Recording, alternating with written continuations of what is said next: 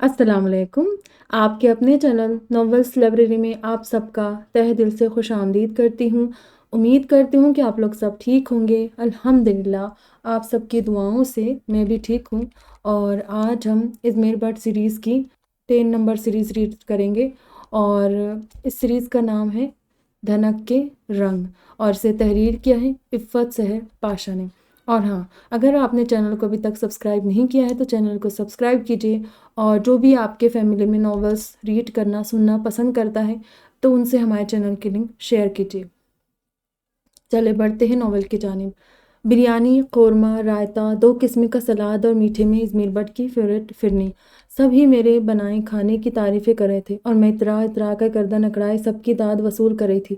साथ ही साथ मुझे खुद पर रश्क भी आ रहा था। ऐसा तो ख्वाब में भी होता था कि इज़मेर बट, जी हाँ, इज़मेर बट मेरे बनाए खाने की तारीफ़ करे। वाह, लगता है आज अरसे बाद अम्मी जान ने खाना बनाया। जी चाहता है उनके हाथ चूम लूँ। उफ़, मारे शर्म के मैं तो लजा ही गई। क्या फिल्मी सिचुएशन थी मेरे अल्लाह। इस दिन के तो मैं सपने देखा करती थी। मैं लजा दी, ड्रामाई अंदाज मुठी और शर्मा कर अपना हाथ इज़मीर के सामने कर दिया। उन पाँचों ने आंखें फाड़ के मेरी बेबाकी देखी। बेचारी भला, उनकी सड़ी बसी ज़िंदगी में कब रोमांस के पैड स्टील फैन ने ऐसे झोंके भेजे थे। ये खाना तुमने पकाया है? मीरू असहद हैरान हुआ तो मैंने मुस्कुराते हुए इस बात में सर हिला दिया। उसने इस गहरी सांस भरी और अपने मखसूस दिलकश अंदाज मुस्कुराते बोला, अब जो कहा उससे पूरा करना है।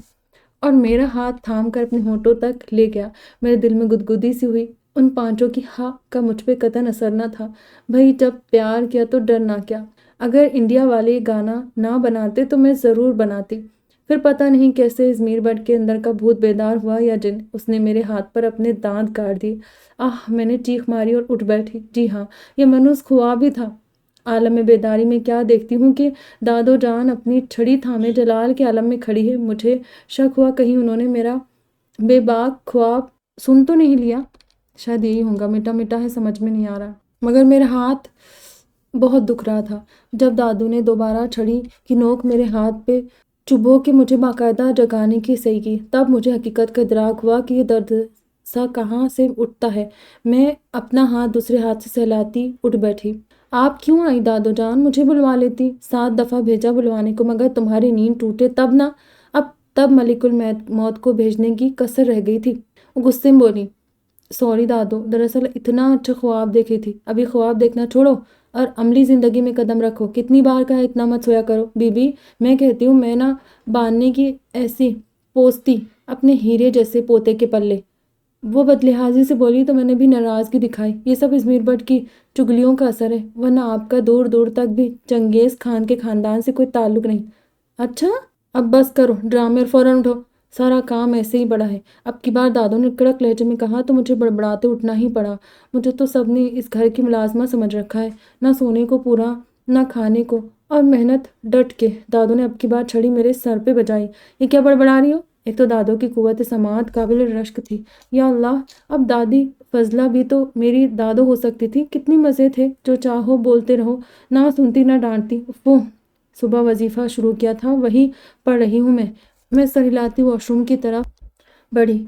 मेरे वॉशरूम से निकलने तक दादो कमाल सब्र से कमरे ही में बैठी रही। काम तो होते ही रहते दादो जान, आज तो कहीं तफरीह की जाए जहाँ हर तरफ सब्ज़ा और हरियाली हो, फूल खिले हो, चिड़िया चहचहा रही हो, फिर जहन बेदार होगा और नज़रों को कैसी तरावट पहुँचेगी। मैंने समा बांध कर गोया दादो को ललचाया तो आराम से बोली, बिल्कुल ठीक कह रही हो तुम। तो मैं बाकी सबको बताऊँ? तैयार हो जाए। मैं तो खुशी से उछल ही पड़ी। दादो की रजामंदी तो गोया लेप का साल थी। हर 3 साल बाद एक बात मानती थी बस, लीप का सालेशन नहीं, सिर्फ फायका को बताओ, वो तैयार हो जाए जाने के लिए तुम्हारे साथ। वो इंतहाई इत्मीनान से बोली तो मुझे हैरत हुई। क्या सिर्फ मैं और फायका जाएगी? हाँ, उन्होंने जवाब दिया। मगर कहाँ? बाहर लॉन में, क्योंकि आज तुम दोनों की ड्यूटी है लॉन दुरुस्त करने की। पौधों को पानी देना, क्यारियाँ साफ करना, खुश्क पत्ते समेटना बाकी रह जाएगा।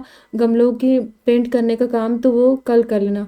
आज के लिए इतना ही काफ़ी है। वो मैं कमाल मेहरबानी से कह रही थी और मैं बेहोश होने को थी। या अल्लाह, मुझे क्या मालूम था हिटलर का जनाना एडिशन भी दुनिया में मौजूद है, बल्कि हमारे बट हाउस में दनदनाता फिरा है। बस और छड़ी।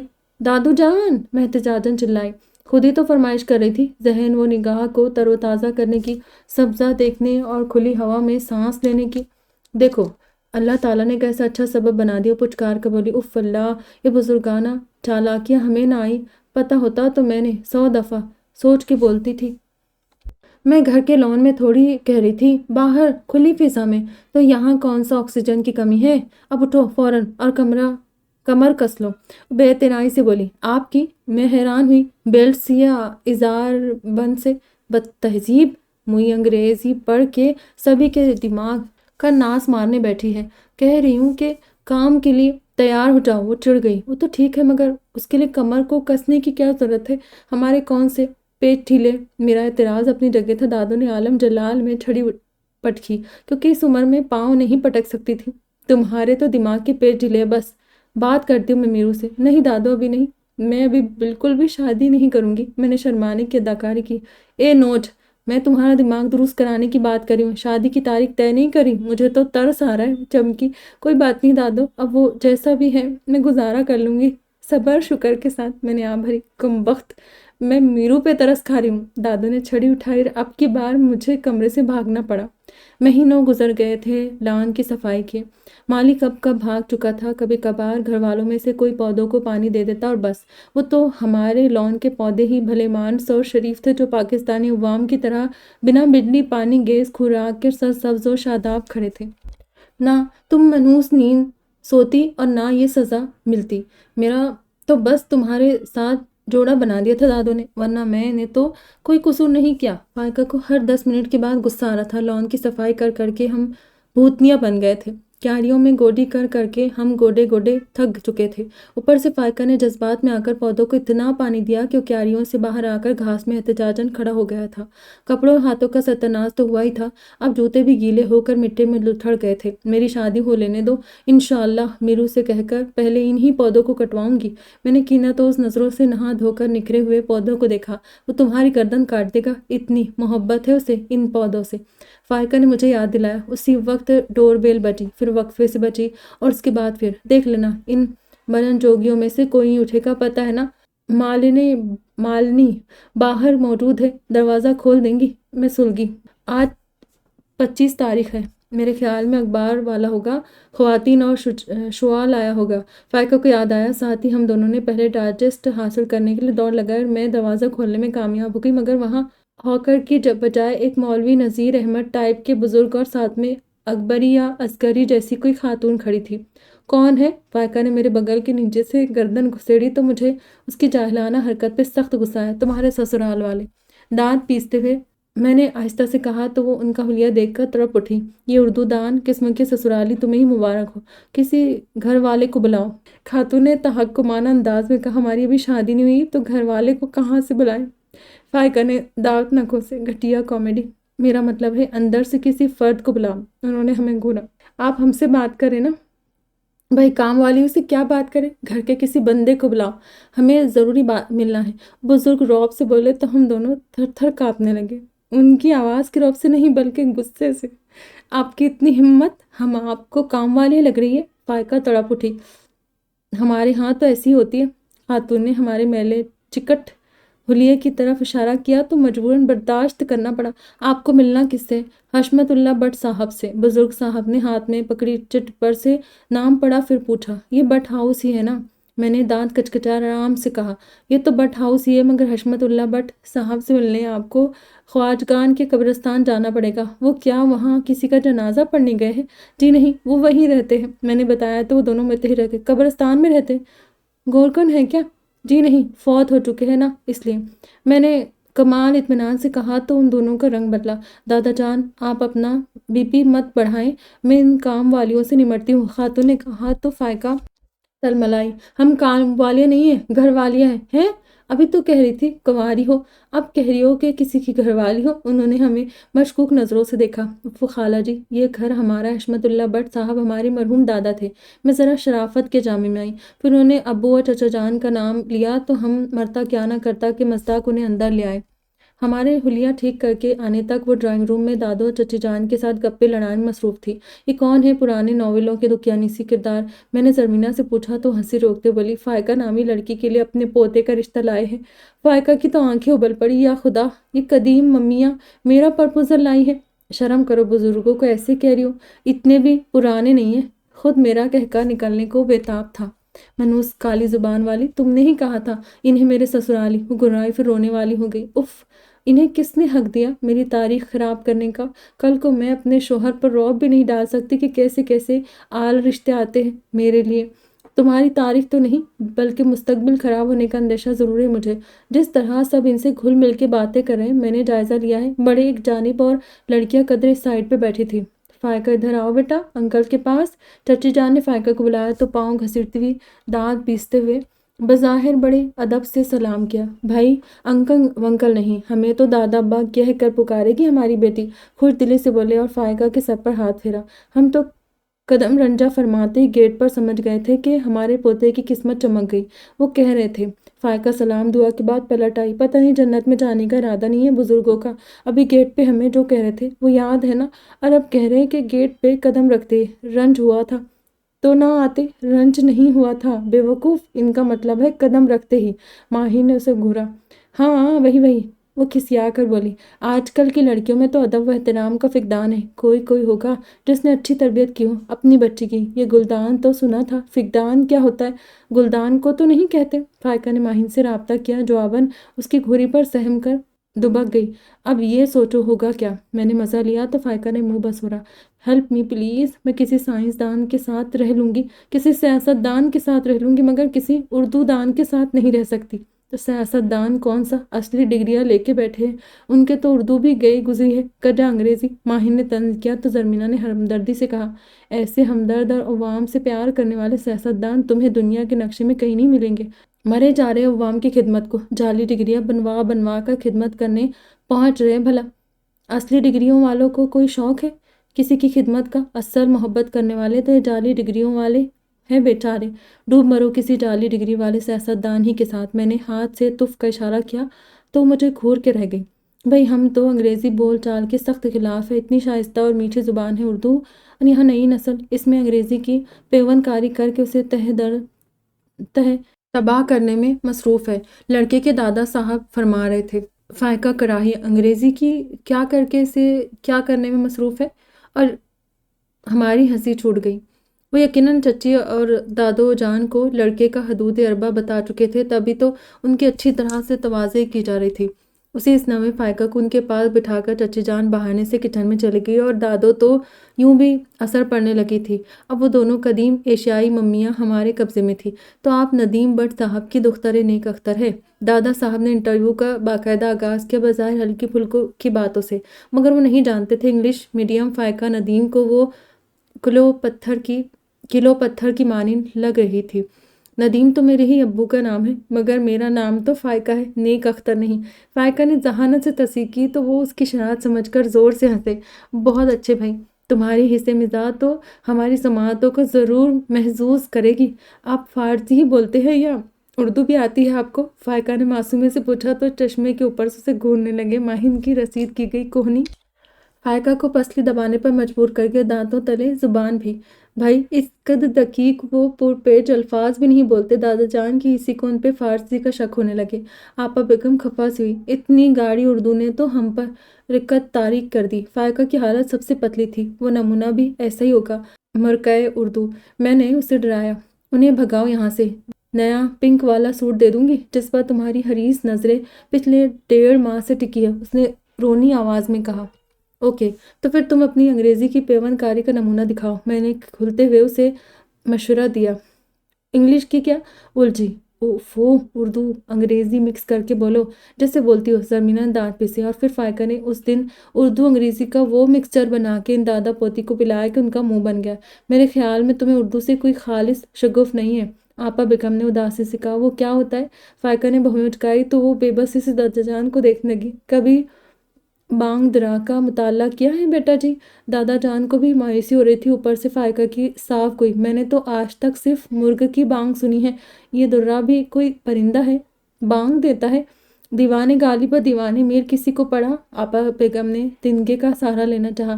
اچھا، غالب اور میر کے شعر ماہین سناتی رہتی ہے، مگر اس نے کبھی یہ نہیں بتایا کہ غالب اور میر دونوں دیوانے تھے۔ حیرت سے فائقہ نے کہتے ہوئے ماہین کو گھورا جس نے سر ہاتھوں میں تھام لیا تھا۔ وہ دونوں دادا پوت ایک دوسرے کو دیکھ کے رہ گئے۔ بھلا وہ اپنے مرکہ اردو گھر میں اس خالصتاً بے ادب لڑکی کو بیاہ کے لے جا سکتے تھے؟ گویا مخمل میں ٹاٹ کا پیون۔ اب ہو سکتا ہے کہ جس پوتے کے رشتہ ڈھونڈنے آئے تھے کسی کالج میں اردو ادب کا پروفیسر ہوتا۔ فائقہ کو تو اردو کا ٹیک ہو جاتا، مجھے مسکین کو تنگ کر کر کے وہ میری بد دعا کی زد میں آ گئی تھی۔ یہ ایسی ہے، دراصل انگلش میڈیم میں پڑھتی ہے، اس لیے اردو بولنے کا اسے کوئی شوق نہیں، پڑھ بھی نہیں سکتی۔ اسے تو لیٹر بھی رومن میں لکھنا پڑتا ہے۔ میں کچھ زیادہ ہی بول گئی۔ شکر انہوں نے ہماری طرح فائقہ کی خواتین اور شعراء ڈائجسٹ کے لیے دیوانگی نہ دیکھی تھی، مگر اس میں مشکل الفاظ کے معنی ہمیں بتانا پڑتے تھے۔ ایسے رشتے نبھانا بہت مشکل ہوتا ہے دادا حضور، کہ جن میں فریقین کے ذہنوں اور ان کی سوچ میں اس قدر فرق ہو۔ آپ کو اردو زبان پہ عبور حاصل ہے اور فائقہ انگلش بولنا پسند کرتی ہے۔ اس سے تو مسئلے مسائل میں فقط اضافہ ہی ہوگا اور آپ کی سماعتیں خواہ مخواہ خود کو عذاب کی زد میں محسوس کرے گی۔ زرمینہ نے فائقہ کا پورا ساتھ دیا۔ بالکل صحیح بیٹا جی، درست فرمایا آپ نے۔ وہ زرمینہ کو انداز گفتگو سے خوش ہوئے۔ تو پھر مشکل راستے پر قدم رکھنے سے بہتر ہے کہ آپ آسان راستہ چنیں۔ آپ کے پوتے کو یقیناً ایک ایسی ہمسفر کی ضرورت ہے جسے بالکل آپ کی طرح اردو زبان و بیان پر عبور حاصل ہو اور اس کے انداز و اطوار اور بول چال میں آپ ہی کی طرح شائستگی اور تہذیب کا ملاپ ہو۔ بڑے ادب سے بڑے بڑے الفاظ بمشکل منہ سے نکال رہی تھی اور میری گنہگار نگاہیں دیکھ رہی تھی کہ وہ دونوں فریق خوشی سے کھلے جا رہے تھے جیسے انہیں کوئی ہیرا مل گیا ہو۔ اور پھر وہ سرگوشیوں میں کچھ گفتگو کرنے لگے۔ دادو اور چچی جان کے لوٹنے تک وہ کچھ فیصلہ کر چکے تھے۔ دادو نے آتے ہمیں بہانے سے کمرے سے نکالا۔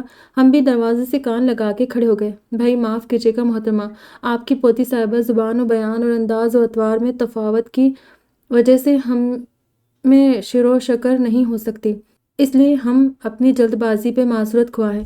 آپ کیا کہہ رہے ہیں؟ دادو پریشان ہوئی۔ بس چھوٹی سی غلطی ہو گئی ہم سے، بس بندہ ناچیز حقیر پر تفسیر ہے۔ وہ بدستور معذرت خواہانہ انداز اپنائے ہوئے تھے، پھر بولے ہمیں اپنے پوتے کا رشتہ فائقہ سے نہیں کرنا۔ فائقہ نے تو خوشی سے بھنگڑا ڈالنا شروع کر دیا تھا۔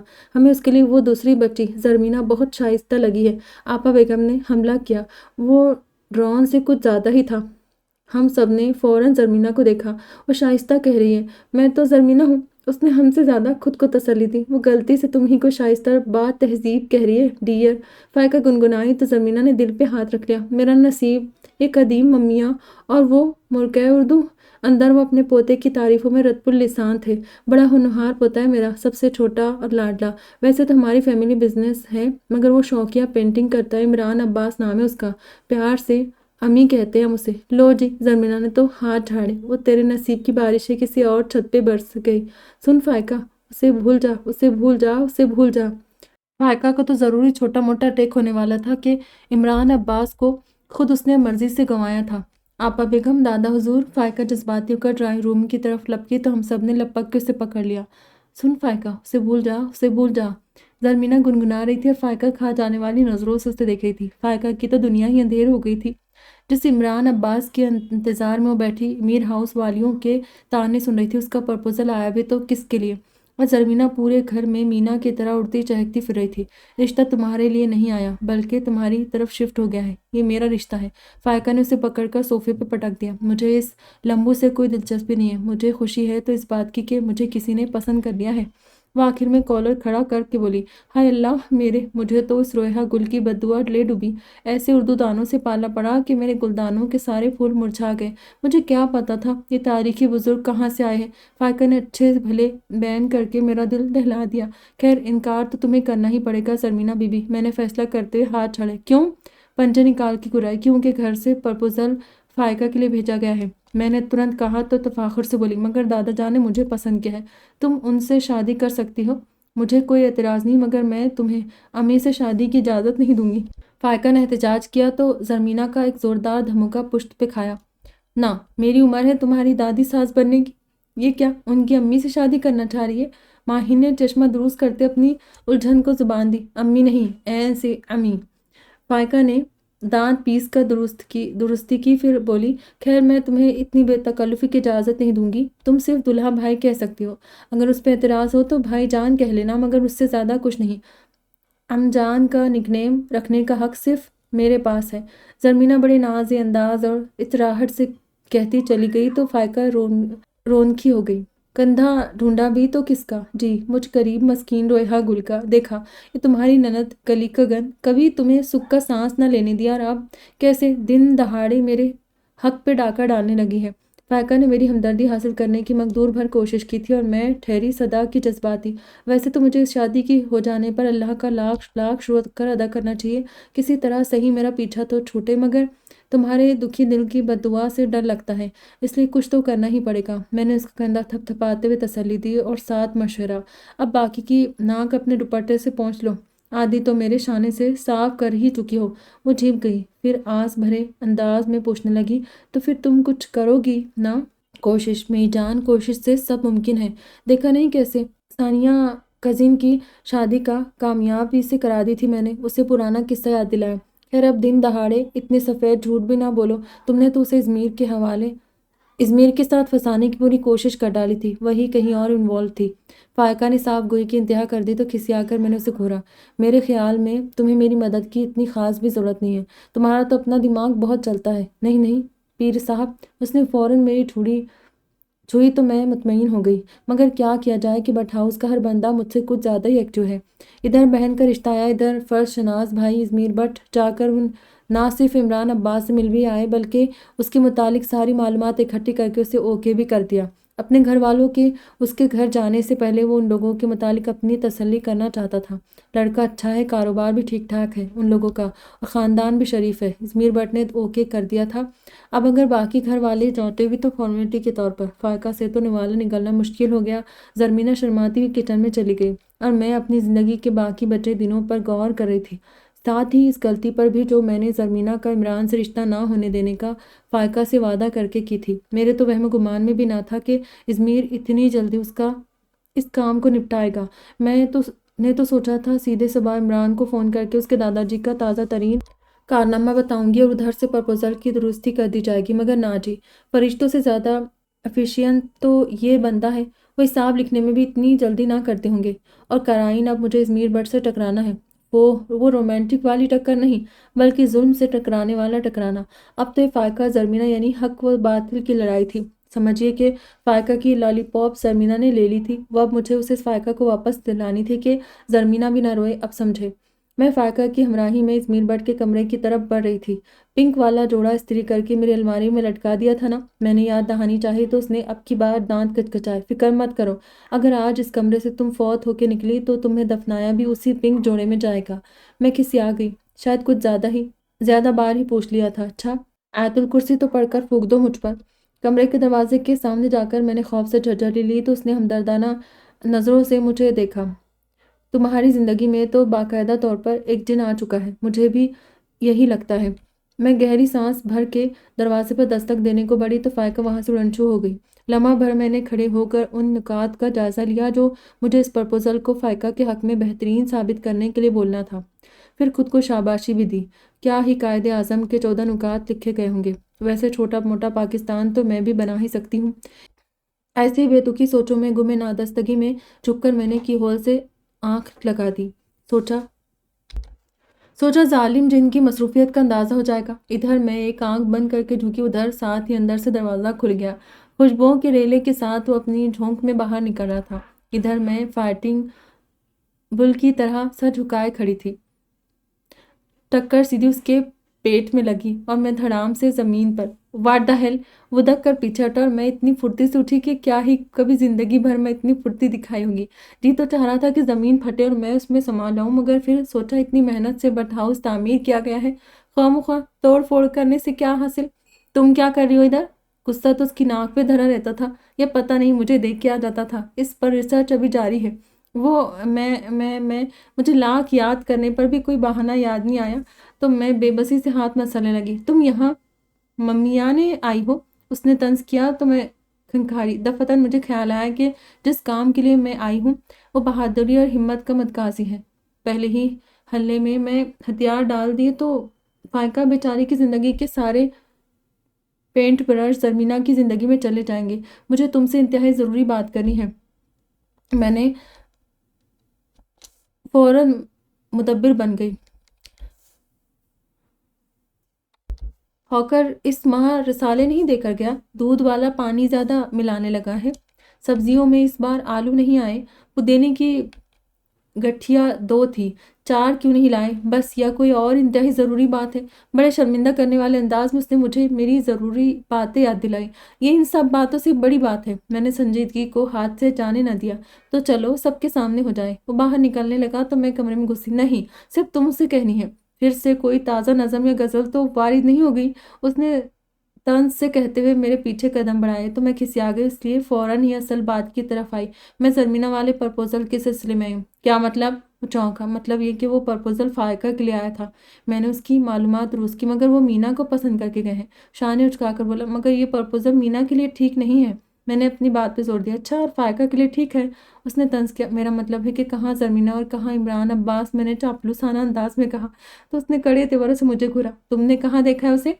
मेरा मतलब है कि कहाँ हम लोग और कहाँ वो इतनी दूर मगजार कॉलोनी में रहते हैं, इसलिए कह रही थी कि कहाँ ज़रमीना और कहाँ इमरान अब्बास। मेरे जो दिमाग में आया ज़ुबान से पक दिया। वह ऐसे ही तेज़ नज़रों से मुझे घूर रहा था। मैंने थूक निगला कि नखियों से दीवार की जानिब देखा। मुझे आज तक समझ में न आया कि दादा जान की तारीखी बंदूक इस खतरनाक बंदे के कमरे में क्यों लटकी हुई थी। अच्छा, तो फायका की मर्तबा वो हमारे करीब हो जाएंगे। और मगजार कॉलोनी क्या पाकिस्तान से बाहर है? खैर, अब इन सवालों के जवाब तो मैं याद करके नहीं आई। मैंने साफ गोई का मुजाहरा किया तो उसने दांत पीसे। जो तैयारी करके आई हो वो बको, मेरे पास टाइम नहीं है। कसम से उसके दांत पीसने की आवाज़ मुझे इतने फासले से भी सुनाई दी थी जैसे दांतों तले मुझे पीस रहा हो। इसके बाद तो मैं टेप रिकॉर्ड की तरह बोली, देखो, किसी के हक पर डाकर डालना बहुत बुरी बात है। प्रपोजल फायका के लिए आया था, इस रिश्ता भी फायका का ही तय होना चाहिए। ये ठीक है कि दादा जान और आपा भी ने ज़रमीना को बाद में पसंद कर लिया था, मगर वो इतने पुराने बंदे हैं, याददाश्त उनकी ख़राब, नज़र उनकी कमज़ोर, गलती हो गई होगी। तुम्हारी इस सारी बकवास का मतलब क्या है? उसने सीने पे बाजू लपेटते और बगौर मुझे देखा। उफ, मेरे खुदाया, मुझे पता होता ये देखने वाला सीन भी होगा तो बस मुंह पे पानी के चार छपा के मार के ना चली आती। मतलब है कि मैं ये रिश्ता नहीं होने दूंगी, मतलब कि ज़रमीना के साथ। मैंने भड़क मारी, फजूल बातें मत करो और जाके मुंह पे पानी के 4 छींटे मारो ताकि तुम्हारी आंखें खुले। उसने तंज किया। उफ, लाइट सा मेकअप ही कर आती। मैं मुकम्मल तौर पर हवास में हूँ। तुम नहीं जानते कि तुम किसी मासूम लड़की के हक पे डाका डालने जा रहे हो, उसकी पूरी जिंदगी को बेरंग करने वाले हो। मुकाबले में तुम्हारी बहन है तो क्या हुआ, वो भी तो तुम्हारी बहनों जैसी है। मैं तुम्हें जुल्म कभी नहीं करने दूंगी। मैं मुकम्मल तौर पर सन 60 की हीरोइन के रूप में आ चुकी थी और वो बेचारा हैरान और परेशान। दिमाग तो खराब नहीं हो गया तुम्हारा? उसे यूं हैरान देखकर मेरा हौसला और बढ़ा। और अगर फिर भी तुमने इस रिश्ते से ज़रमीना के लिए इनकार नहीं किया तो तुम्हें मेरी लाश पर से गुजर के जाना होगा। अभी? उसने इस्तेफामिया अंदाज में भौं को जंबिश दी। हाँ, मैंने सीने पे बाजू लपेटते हुए जिद्दी अंदाज में कहा तो पलटा और दीवार तक गया। हाथ कंगन को आरसी किया। ज़रा दरवाजे से बाहर होके खड़ी हो जाओ। मैं अपने कमरे में गंदगी पसंद नहीं करता, और हिलना मत। निशाना चूक गया तो दिल की बजाय आंख में गोली लग सकती है। मर गई तो खैर, कानी होके जीना भी क्या जीना। बंदूक लेकर वापस हुआ तो बड़े इत्मीनान से कह रहा था। मैं कब कपा उठी। एक बार तो भागने की कोशिश की, मगर पाँव के नीचे तो जैसे किसी ने एल्फी डाल दी थी। हिल भी नहीं सकी। खूबसूरत लड़की को गोली मारते तुम्हें ज़रा भी दुख नहीं होगा? मैंने उसे एहसास दिलाना चाहा तो उसने बंदूक सीधी करके निशाना सीधा करते हुए आराम से कहा, हाँ, खूबसूरत लड़की को मारता तो बहुत दुख होता, मगर तुम्हें तो मैं बहुत आसानी से गोली मार सकता हूँ। मेरा दिल दुख गया। अब तो तुम मुझे गोली मार ही दो। क्या फ़ायदा दुनिया को वो शक्ल दिखाने का जो मंगेतर को अच्छी ना लगे। मैं बाकायदा वहाँ से हो गई तो बेख्तियार हंस दिया। जी हाँ, है ना, बेयकीनी वाली बात। इज़मीर बट हंसता भी है, और आपस की बात है कि हंसते हुए वो लगता भी बहुत अच्छा है। शायद इसीलिए कम हंसता हो कि नज़र न लग जाए। बहरहाल इस वक्त तो मेरा आखिरी वक्त चल रहा था, इसलिए मुझे कुछ भी अच्छा नहीं लग रहा था। शुक्र करो अभी इसमें गोली नहीं है, वरना आज ये काम भी हो ही जाता। लाश पर से गुजरने वाला। वैसे भी बकौल तुम्हारे दादा जान के 40वें के बाद से कोई बड़ा फंक्शन नहीं हुआ बट हाउस में। मुझे जताते बोला तो मेरा दिल धक से रह गया। तो ये हमारी बातें भी सुनता रहता है, मगर मैं परवाने आज़ादी पाकर भी वहाँ से ना हली। अब क्या इत्तेफाक है, गोली खाने का प्रोग्राम है तुम्हारा? वो बंदूक की नाल ज़मीन से टिकाते चिढ़कर बोला तो मैंने उसी ढिठ लहजे में वही बात दोहराई। ज़रमीना की शादी वहाँ नहीं होगी। Shut up. ہوا میں تیر مت چلاؤ، ریزن کے ساتھ بات کرو، دلائل دو۔ بڑی خطرناک سنجیدگی کا لبادہ اڑتے بولا۔ نہ ہوئی میں علی احمد گرد زلفیں ہلا ہلا کر ایسے دلائل دیتی کہ ازمیر بٹ کو فیصلہ میرے حق میں کرنا ہی پڑتا۔ انگلش میڈیم میں پڑھی ہماری لڑکیاں اور دتجان کی اردو سنی ہے تم نے، عربی اور فارسی کے شیرے میں لتڑی۔ زرمینہ بیچاری تو بس گاڑی اردو بول کے پھنس گئی ہے۔ میں نے اسے قائل کرنا چاہا، پھر تو بالکل ٹھیک ہے، فائقہ کی اردو بہت خراب ہے، وہاں زرمینہ ہی صحیح رہے گی۔ مجھے گھورتے بولا، یا اللہ، اگر اس بندے نے خود افیئر چلایا ہوتا تو اسے اشارہ دیتی نا، اس مرجانی فائقہ اور لمبو عمران عباس کی پہلی نظر کے پیار کے بارے میں۔ زرمینہ اتنی سگڑ، اتنی پیاری، اتنی پتہ نہیں کیا کیا ہے، اس کے لیے رشتوں کی کوئی کمی ہے کیا؟ جو ہم فائقہ کے لیے آیا رشتہ اس کے لیے قبول کر لے۔ میرے دلائل جواب دینے لگے، مگر وہ بندہ ٹس سے مس نہیں ہوا۔ تم جا کے نیند کی 4 گولیاں کھاؤ، جب سو کے اٹھو تو شاید دماغ اپنی جگہ پہ واپس آ جائے۔ یقیناً اس نے بہت تحمل سے کہا تھا، جتنی بحث میں اس سے کر چکی تھی اسے تو مجھ پہ خالی بندوق ہی چلا دینی چاہیے تھی، ہو سکتا ہے کوئی اتفاق یا گولی نکل ہی آتی۔ مجھے رونا آنے لگا، فائقہ کی زندگی اب المناک ہونے والی تھی۔ خود کو تو پیار، محبت اور نرم لفظوں کا نہیں پتہ، مگر دوسروں کی زندگی کے متعلق اتنے کرخت فیصلے کرنے کا تمہیں کوئی بھی اختیار نہیں ہے۔ روندے ہوئے لہجے میں کہہ کر میں وہاں سے پلٹ آئی۔ یاد ہی نہیں رہا، ایک بار پلٹ کے دیکھتی تو صحیح، اتنے گاڑے ڈائیلاگ نے کیسے ازمیر بٹ کو ایک ہی جگہ باندھ دیا ہے۔ یہ بوتھی لے کے آ گئی ہو، بس بڑے دعوے کر کے گئی تھی تم۔ اللہ تیرا شکر، ابھی تھوڑی دیر پہلے ہی میرے دل میں وہم آیا تو میں اپنا گلابی سوٹ اس کی الماری میں سے نکال لائی تھی۔ فائقہ نے آسمان کی طرف ہاتھ اٹھا کے منہ پر پھیرے۔ بس وہی بری نیت تھی تمہاری جس نے مجھے کامیاب نہیں ہونے دیا۔ میں نے اسے ایک دھموکا چڑھتے ہوئے دانت کچکچائے۔ تمہاری خاطر میں موت کے منہ سے نکل کر آئی ہوں، آ ہی گئی ہو نا؟ کون سا چاند دیتی ہے، ایک رشتہ تو رکوایا نہیں گیا تم سے، اس نے منہ پھلایا۔ ایک کمینی، مطلب کہ زرمینہ کو مخاطب کرتے میں سنبھلی، غصہ دکھانے سے بات مزید بگڑ سکتی تھی۔ تم ہی انکار کر دو، بچی کا دل رہ جائے گا، میں نے اسے پچکارا۔ بچی کا دل رہ جائے اور جو رشتہ ٹوٹنے سے ہماری عزت جائے گی، وہ اٹھلائی۔ ادھر کون سے چھوارے بڑھ گئے نکاح کے؟ فائقہ بگڑی، شریفوں میں زبان ہی نکاح ہوتی ہے، دے دی تو دے دی۔ زرمینہ پر بنی، نہ ایسی کالی زبان لے کر وہ کیا کرے گے؟ مجھے غصہ آنے لگا، مگر دوسری طرف بھی ازمیر بٹ ہی کی بہن تھی، دل جلانے میں ماہر۔ فائقہ کو رونا آنے لگا تو وہ سسک کر بولی، نہ چاند ہوگا نہ تارے ہوں گے، کیا ہم ہمیشہ کنوارے ہوں گے؟ اس دنیا میں کتنوں کے نکاح ہوگے، ہمارے نصیب میں بس نکاح کے چھوارے ہوں گے۔ دل کی لگی نے بیچاری کو عظیم شاعر بنا دیا۔ حق ہاں، میرا دل بھی اس کے دکھ سے لبریز ہو گیا۔ اس کا سوال لاجواب تھا۔ گھر والے جا کر عمران عباس کو ٹھونک بجا کے دکھائے تھے، اتنا سستا، پائیدار اور فرمانبردار داماد کہیں نہیں ملنے کا۔ بھائی ابرار نے آ کر تبصرہ کیا تھا، صوفہ یا بیڈ؟ ماہین نے اینک کی پوزیشن درست کرتے ہوئے کتاب سے سر اٹھایا۔ داماد کہہ رہا ہے، میں نے دانت پیسے۔ داماد میں لگتا ہے فرنیچر والی کوالٹی بھری ہوئی ہے۔ نوین ہنسی تو میں نے اسے گھورا۔ نوین اور چڑیا دانوں چٹکیاں تھی، اس لیے جب جی چاہتا ہم چاروں نے لفٹ دے دیتی اور جب جی چاہتا رواب ڈالتی۔ بہرحال بات ہو رہی تھی رشتے کی، تو ادھر چھٹ منگنی پٹ بیاہ والا معاملہ ہوا۔ ادھر گھر والے دیکھ کے آئے، ادھر باہمی رضامندی سے ہاں ہو گئی، ساتھ ہی فون کر کے لڑکے والوں کو منگنی کا دن بتا دیا گیا۔ روتے ہیں چھم چھم نین، اجڑ گیا چین، میں نے دیکھ لیا تیرا پیار۔ فائقہ کی آواز میں سوز بڑھتا جا رہا تھا، پتہ نہیں وہ الو کا شاگرد عمران عباس کیوں بیوقوف بنا بیٹھا تھا۔ اسے نہیں پتہ تھا کہ اس کے پیار کی کشتی کو زرمینہ نامی سونامی ڈبونے والی ہے۔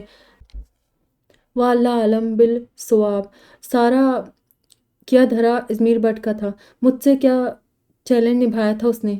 بڑے سب جا کر عمران عباس کو انگوٹھی پہنا کر 5000 ہاتھ پہ بھی رکھا ہے، اور آج وہ لوگ زرمینہ کو انگوٹھی پہنانے آ رہے تھے۔ تمہیں ذرا شرم نہیں آ رہی؟ میں نے خوشی خوشی تیار ہوتی زرمینہ سے تعصف آمیز لہجے میں پوچھا تو لجا سی گئی۔ اگر وہ ساتھ چلے آئے تو ضرور آئے گی، غاصب لڑکی، کسی کی دنیا اجاڑنے کی شرم کہہ رہی ہے۔ میں گرجی، دور پھٹے منہ، وہ خالصتاً گجراتی سٹائل بولی تو مجھے اپنا منہ وہاں سے غائب کرنا ہی پڑا۔ اگلا شکار ازمیر بٹ تھا۔ سارے انتظامات نمٹا کر اور کچھ لڑکوں کے حوالے کر کے چینج کرنے کے ارادے سے اپنے کمرے کی طرف بڑھا تو میں نے یہ موقع غنیمت جانا اور فریج میں سے گجری لینے کے بہانے اس کے کمرے میں آ گئی۔ کیا ہے؟ وہی لٹھ مار انداز۔ حالانکہ یقین کریں، ایمبرائڈرڈ سی گرین اے لائن شرٹ اور ٹراؤزر میں آج میں بہت حسین و جمیل دوشیزہ لگ رہی تھی، مگر یہ میرو خدا جانے نزدیک کا چشمہ کیوں نہیں لگواتا۔ شاید اسے اپنی نظر کی کمزوری کا پتہ ہی نہیں ہے۔ میں آج تمہیں کچھ بتانے آئی ہوں۔ شدید غصے میں تو مجھے یوں بھی کچھ دکھائی نہیں دیتا تھا، سو اس کی تیوریاں بھی دکھائی نہ دی۔ تم اپنا قوم سے خطاب کسی اور دن نہیں رکھ سکتی؟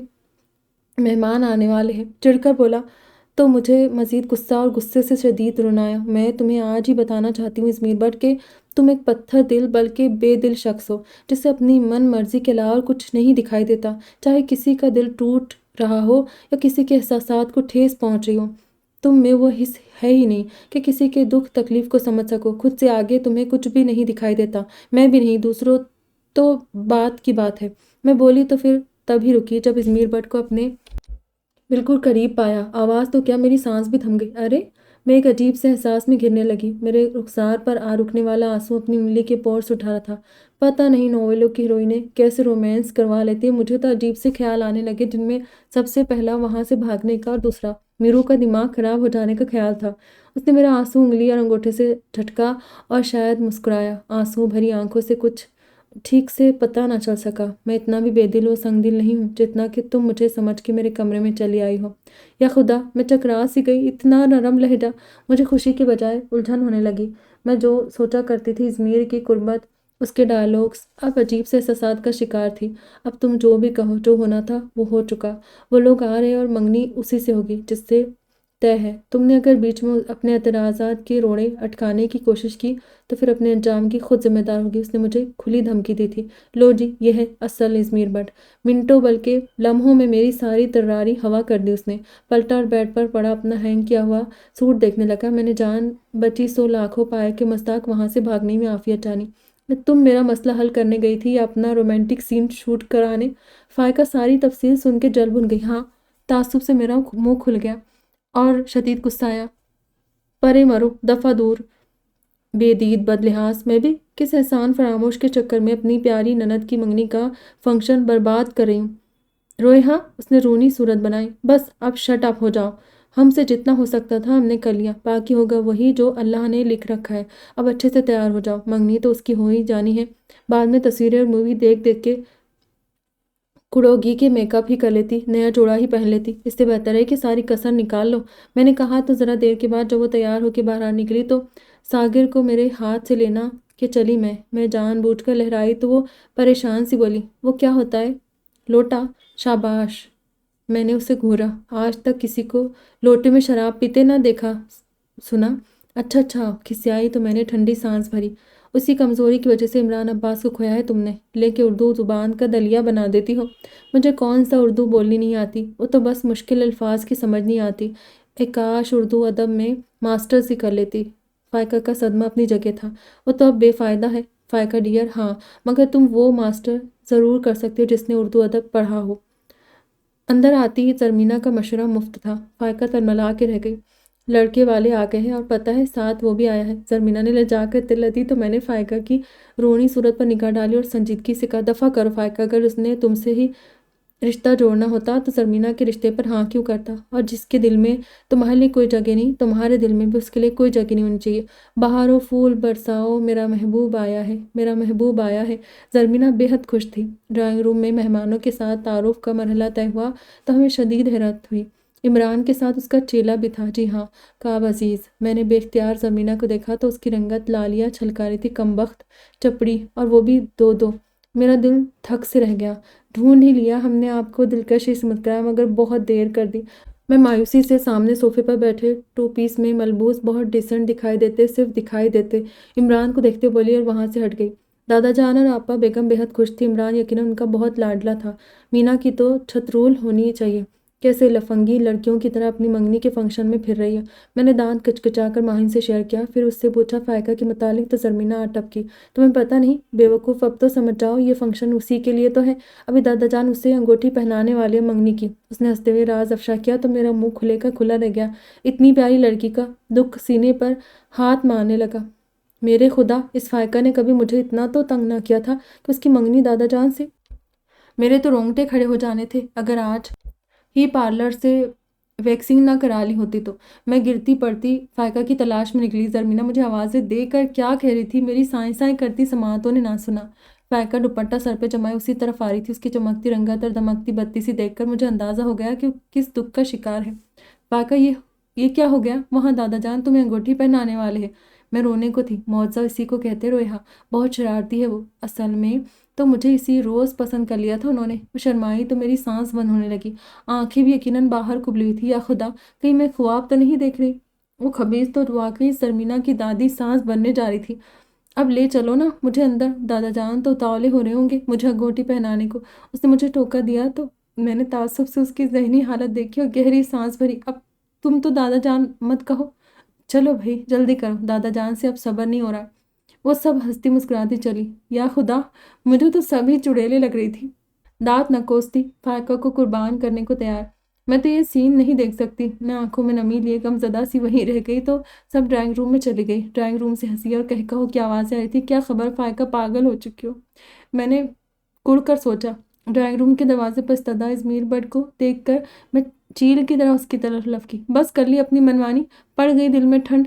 वो चौंक कर मेरी तरफ मुतवज्जो है। ज़ाहिर है एंड थैंक यू, तुमने हकीकत बताकर कुछ गलत होने से बचा लिया। फायका भी मुझे बहनों की तरह अजीज़ है। मुतमईन था और पहली मर्तबा मुझसे इतने दोस्ताना लव लहजे में कह रहा था। इधर दादा जान के पहलू में फायका बैठी थी और वो उसे अंगूठी पहनाने वाले थे।